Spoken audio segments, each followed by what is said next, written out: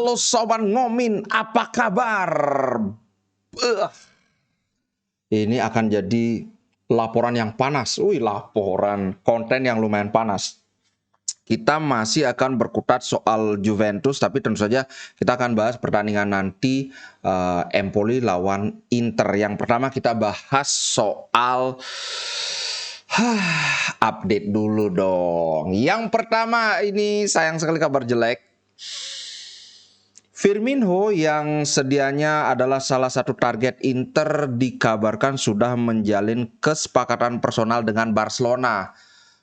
Jadi dia sudah positif tidak akan memperpanjang kontrak di Liverpool, tapi kabarnya di balik layar itu mereka sudah bicara dan apa yang ditawarkan oleh Barcelona, apa yang diinginkan oleh Firmino itu sudah ketemu, cuma belum ada laporan resmi aja. Aduh, Thuram udah nggak bisa, kemudian Firmino juga udah nggak bisa. Retegui yang masih kita ada di pole position, semoga tidak berakhir zong lagi karena kita benar-benar butuh striker. Masalah kita itu bukan di midfielder, sayap kanan kita agak ngehe, sayap kiri lumayan bagus. Bahkan pertahanan kita walaupun Skriniar sudah sekarang hampir bisa dipastikan sampai akhir musim tidak akan bermain, tapi pertahanan kita itu cukup solid, cukup baik-baik saja. Ya, masalah kita itu ada di lini serang. Benar, aduh, Firmino. Padahal ini benar-benar tipe yang bakal ngeklik banget di skema Inzaghi. Tapi ya, bagaimana lagi kan? Duitnya nggak ada. Nah, kemudian kita bahas soal guru-guru Juventus lagi nih. Ini ada laporan dari Football Italia bahwa apa yang terjadi pada Juventus ini, verdict soal 15 poin yang dikembalikan ini adalah kemungkinan terburuk. Skenario paling buruk untuk Serie A. Kenapa? Karena tidak ada kepastian. Buat kawan-kawan yang belum tahu, mungkin dikembalikannya 15 poin ini belum final. Karena pada intinya begini, yang baru disepakati itu adalah kan bulan Januari jatuh keputusan dari FIGC kan, minus 15 poin. Nah, Juventus mengajukan appeal. Nah, appeal ini adalah hanya untuk trial tambahan ya, atau trial ulang. Baru appeal ini yang disetujui. Nah, karena appeal ini telah disetujui, berarti akan diadakan trial baru untuk masalah 15 poin ini.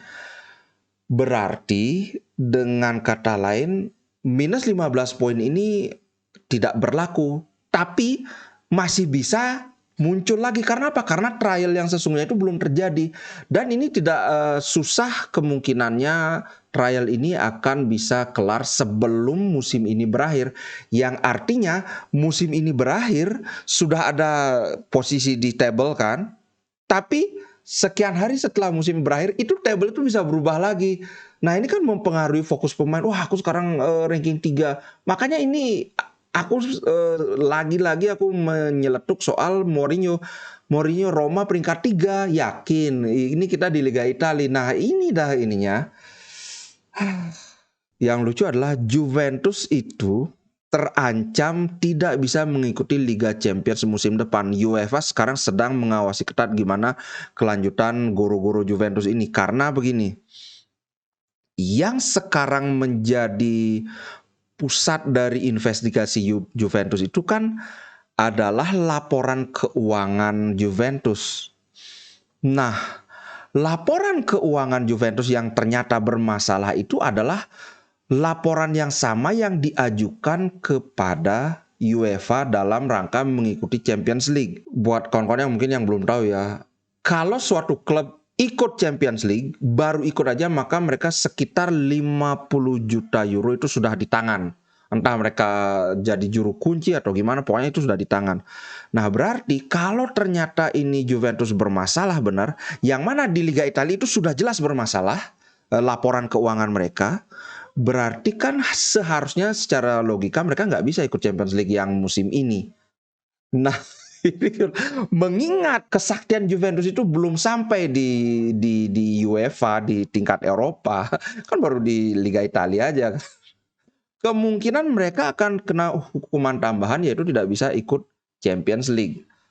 Nah, itu yang soal hukuman di UEFA ya. Yang jelas sekarang UEFA itu sangat sedang menyoroti Juventus, terutama soal pembukuan keuangan mereka. Nah, sekarang kembali soal guru-guru makian rasis terhadap Lukaku. Buat kawan-kawan yang belum tahu, Inter sudah mengajukan banding. Dan banding ini ditolak oleh FIGC. Yang unik adalah media-media Italia semua menyerang FIGC.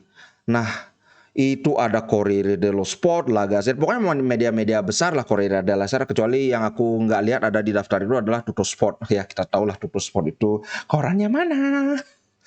Nah, kemudian kenapa media-media Italia beramai-ramai menyerang FIGC? Kasusnya kan simpel. Ada nyanyian, ada makian bernada rasis dari Tribun Utara,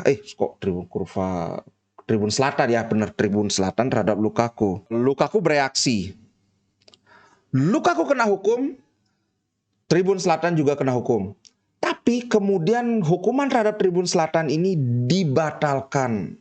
Alasan pembatalannya adalah karena Juventus sekarang sudah melakukan tindakan yang diperlukan, yaitu menghukum orang yang tertangkap video melakukan makian atau hinaan bernada rasis ini. Itu alasan Juventus dan ini alasannya diterima.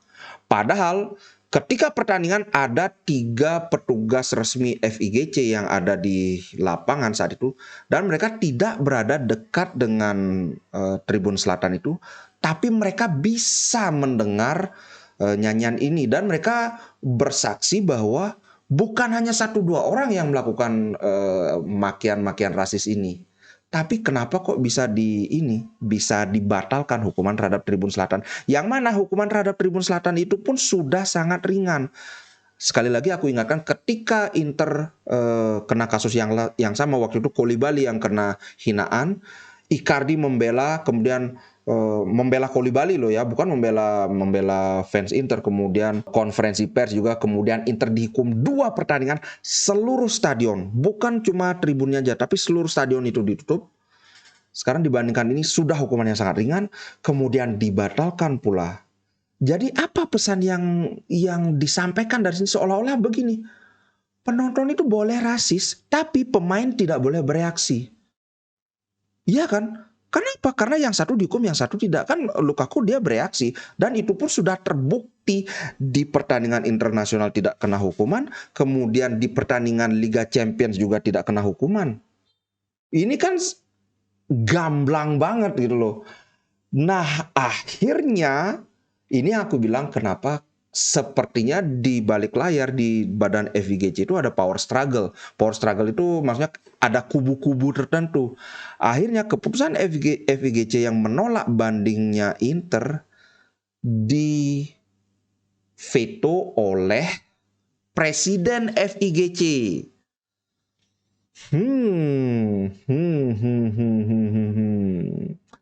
Presiden FIGC ini namanya Gabriele Gravina. Ingat ya, kalau dia nanti nyalon jadi presiden Indonesia, kita pilih. Jadi dia menggunakan apa yang namanya hak eksekutif dia untuk membatalkan suspensi terhadap Lukaku ini. Ingat, FIGC-nya dia menolak bandingnya, tapi kemudian si presiden ini, si Gravina ini menggunakan hak veto dia untuk membatalkan suspensi ini. Pesannya simple, kita melawan rasisme. Nah, apakah nanti akan ada banding lagi oleh board FIGC? Karena mungkin kalau kan tahu kan gimana appeal yang dilakukan Juventus untuk soal minus 15 poin itu tidak dihadiri oleh perwakilan FIGC. Ini kan aneh, kita kan karena jauh dari Italia kita nggak ngerti apa yang benar-benar terjadi, tapi oke lah, masa kita nggak ngelihat ada keanehan seperti ini kan.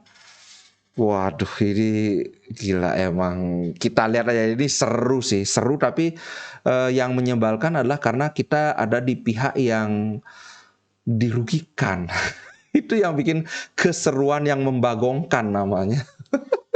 Oke, yang jelas sekarang at least kita punya kabar baik bahwa Inter lawan Juventus, Lukaku sudah bisa bermain dan Lukaku bermain di Coppa Italia dengan sangat baik, beda lah dengan di Liga kan.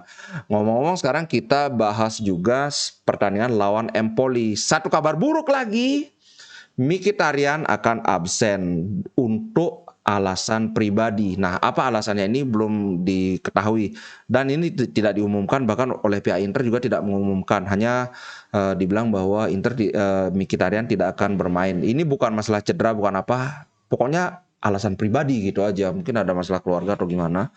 Mungkin lagi ngambek kan sama istrinya. Aku nggak tahu. Yang jelas pertandingan Inter lawan Empoli ini akan sangat berat. Sekali lagi di atas kertas, Empoli itu peringkat 15, Inter ada di peringkat 6. Inter itu peringkat 6, Pak. Jadi siap-siap untuk menelan pil pahit lagi, karena kita sudah sama-sama tahu selama sebulan ke belakang ini Inter sangat perkasa di Liga Champions, bahkan di Coppa Italia di menit-menit akhir menyamakan kedudukan. Tapi di Liga Italia kita digulung terus, bahkan sama tim papan bawah Salernitana lah. Aduh, nggak mau aku sebutin tim-tim yang menggulung Inter. Apalagi secara apa ya, rekam jejak Empoli 5 pertandingan terakhir mereka kalah 3 kali, seri 1 kali, menang 1 kali. Sedangkan Inter 5 pertandingan terakhir kalah 4 kali, seri 1 kali, nggak pernah menang. Di Liga Italia bayangkan 5 pertandingan terakhir tidak pernah menang. Jadi ya siap-siap. Anyway, untuk prediksi starting 11 itu Onana, kemudian D'Ambrosio, karena kemungkinan Darmian harus diberikan istirahat karena 3 hari lagi kita sudah menjamu Juventus. Jadi ya ini benar-benar rotasi pemain. Jangan lagi ada bilang, wah posisi gini kayak rotasi. Udah, kalau nggak ngerti sepak bola nonton aja. Jangan banyakkan protes. Onana, D'Ambrosio di kanan. D'Ambrosio ini waktu lawan Benfica kelihatan banget dia menjadi titik lemah pertahanan Inter. Kemudian Acerbi, Bastoni, dan di kanan itu Dumfries, di kiri kemungkinan Gosens akan memulai karena tempo hari udah di Marco. Di tengah itu kalau di sini di bola net apa ini Mkhitaryan yang jadi ini. Oh ya, ini mungkin karena mereka bikin prediksinya kan sudah kemarin atau 2 hari lalu, tapi beritanya baru hari ini. Kalau prediksiku ya Brozovic, Calhanoglu, Barella, dan minimal 1 dari 2 ini harus diganti sebelum pertandingan berakhir, karena ya sekali lagi 3 hari kita main lawan Juventus. Ngeri-ngeri sedap, Pak. Di depan, mengingat Lukaku sudah akan bisa bermain lawan Juventus lagi 3 hari, berarti mungkin dia akan diistirahatkan, tapi karena waktu lawan Benfica kan dia main di sebagai pemain pengganti kan, ya mungkin Lukaku akan jadi starter tapi bermainnya cuma seperti biasa lah, paling cuma sampai menit 70 atau 60 gitu sih. Kalau head to head aku udah nggak tertarik membahas head to head, karena apa, Inter ya unggul jelas, tapi sama-sama tahu performa Inter di Liga ini kayak gini, Pak. Inter itu menang 22 kali, seri 3 kali, kalah cuma 4 kali lawan Empoli, dan 1 dari 4 kekalahan itu terjadi di musim ini. Kita kalah 1-0 lawan Empoli loh, kita kalah. Kalau 5 pertemuan terakhir ya udah itu, selain dari kita kalah yang 1-0 itu sisanya kita menang semua. Statistik yang menarik adalah Empoli kalah 10 kali dan cuma menang 1 kali dalam 11 laga terakhirnya melawan Inter di semua kompetisi. Ya pokoknya Inter diunggulkan. Tapi dan Inter selalu kebobolan 1 gol dalam 4 laga terakhirnya. Inter selalu mencetak 1 gol dalam 2 laga tandang terakhir di Serie A. Kalah lawan Spezia dan seri lawan Salernitana. Kita itu cuma bisa bayangkan di Liga Champions kita bisa mencetak 5 gol dari 2 pertandingan lawan Benfica, tapi di Liga Italia kalau prediksi dari bola net itu kemenangan Inter Milan 1-0. Kalau aku nggak berani prediksi Inter menang karena liar banget, Pak. Kalau kawan-kawan gimana? Ya, itulah yang jelas, nanti kita live reaction, kita nonton bareng. Aku ada rencana nih. Tapi masih gimana ya, kalau kita bikin semacam lomba tebak skor, nanti tapi ya harus bayar. Jadi semacam apa ya istilahnya, winner takes all gitu loh. Tebak skor, yang ingin ikut tebak skor, nanti itu bayar fee berapa, misalnya 10.000. Nah, nanti berapa yang terkumpul, misalnya ada 10 orang apa 20 orang ya, itu kan 10.000, kalau ada 10 lah kan misalnya ada 100.000. Nah, nanti siapa yang tebakannya benar, dia yang dapat semua uang yang terkumpul ini.